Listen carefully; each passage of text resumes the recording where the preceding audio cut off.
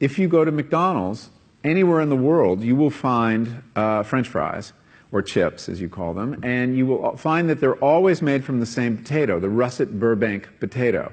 This is a potato from America that's unusually long and difficult to grow, but that's what they want, because when you're McDonald's, you like those red boxes with a little bouquet of very long chips. It looks really good. And so they insist that all their potatoes be Russet Burbanks, and they further insist that they have no blemishes at all. There's a very common defect of Russet Burbank potatoes called net necrosis. And you've seen potatoes with a little brown line sometimes, or spots that come through it. Well, McDonald's won't buy them if your potatoes have that. And the only way to eliminate that is to eliminate an aphid. And the only way to do that is with a pesticide called Monitor that is so toxic that the farmers who grow these potatoes in Idaho won't venture outside into their fields for 5 days after they spray.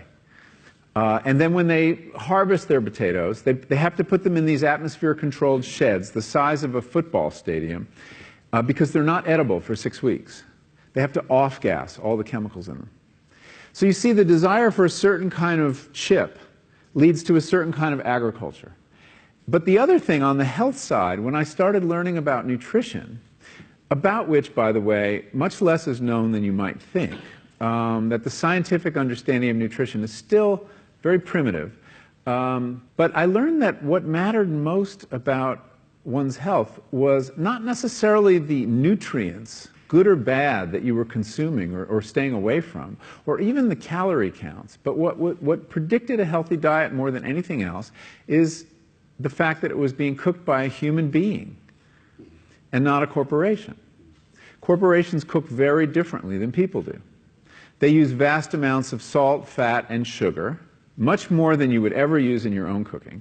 And the reason they do that is those are three incredibly attractive and incredibly cheap ingredients.